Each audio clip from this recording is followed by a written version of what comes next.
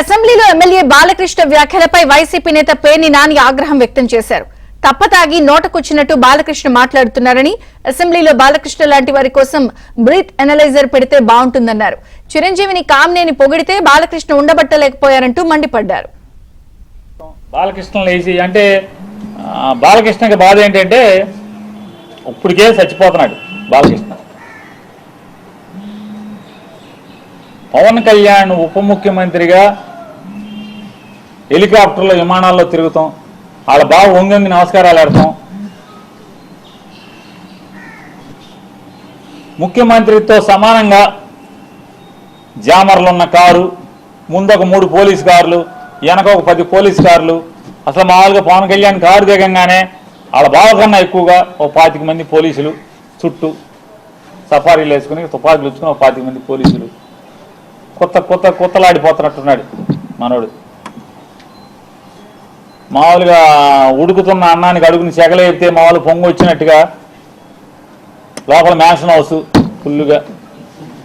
అసలు రాను రాను ఏమైపోతుందంటే ఇట్లాంటి వాళ్ళ మూలంగా ఆర్టీసీలో కండక్టర్కి డ్రైవర్కి డ్యూటీ ఎక్కేప్పుడు బ్యాండీ సారా తాగేప్పుడు పెడతారు. గొట్టం ఏంటంటే నోట్లో గొట్టం పెడతారు, బ్రీత్ అనలైజర్. ఆ బ్రీత్ అనలైజర్ అసెంబ్లీ గేట్ కాడ కూడా తలుపు కాడ కూడా పెట్టాల్సిన పరిస్థితి వచ్చేసింది. రాబోయే ఇక మామూలు ఇట్లాంటి వాళ్ళు ఉంటే ఇక అంతే కదా, ఏమవుద్ది? అసెంబ్లీ తలుపు కాడ లోపల తలుపు తీస్తారు మామూలుగా, హాల్లోకి లోపలికి వెళ్ళి అక్కడ బ్రీత్ అనలైజర్ పెట్టి ఎమ్మెల్యేలను కూడా లోపలికి పంపించాల్సిన పరిస్థితి వచ్చేసింది కదా.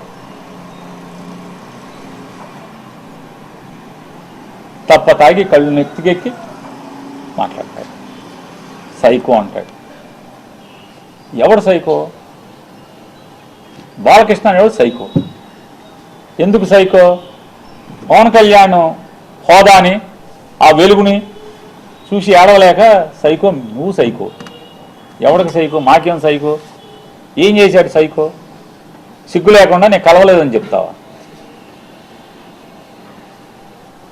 రోజు పురాణాలు నోట్లో ఒల్లివేయటం కాదు, బట్టి పట్టం కాదు, వేద మంత్రాలు బట్టి పట్టం కాదు, దేవుడి పద్యాలు బట్టి పట్టం కాదు. నాలుక మీద పురాణాలు, ఉపనిషత్తులు, వేదాల్లో ఉన్న వాక్యాలు అవి బట్టి పట్టినంత మాత్రాన ఇట్టాగుంటుంది. బట్టి పడితే జీవితం, బట్టి పట్టిన బతుకులు ఇట్టాగుంటాయి. పేరుకేమో బయట మామూలుగా మైకూర్చుకుంటేనేమో వేదాలు, ఉపనిషత్తులు అవి మాట్లాడటం ఆ ఊయ అని చెప్పని. మనిషిని మందేస్తే ఇది మన తంతు.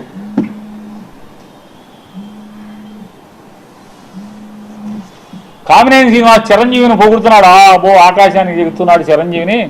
చిరంజీవి ముఖ్యమంత్రిని రంకెలేస్తే జగన్ బయటికి పరిగెత్తుకొచ్చాడు అని ఆకాశాన్ని లేపితే ఈయన ఉండబట్టలేకపోయాడు. లేచిపోయి వెంటనే కామినేని శ్రీనివాస్ గారు సైకో, అప్పుడు వచ్చారు కదా సినిమా వాళ్ళు అది ఇదని. సాక్షాత్తు బాలకృష్ణ నాతో ఫోన్లో మాట్లాడాడు, నాతో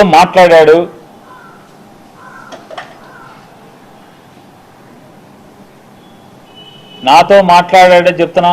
నాకు జన్మ ఇచ్చిన నా తల్లిదండ్రుల మీద ప్రమాణం చేస్తున్నా, నువ్వు చేయి నాతో మాట్లాడలేదని చెప్పాను. మీ అమ్మ నాన్న మీద మాటకి చెప్తారు కదా.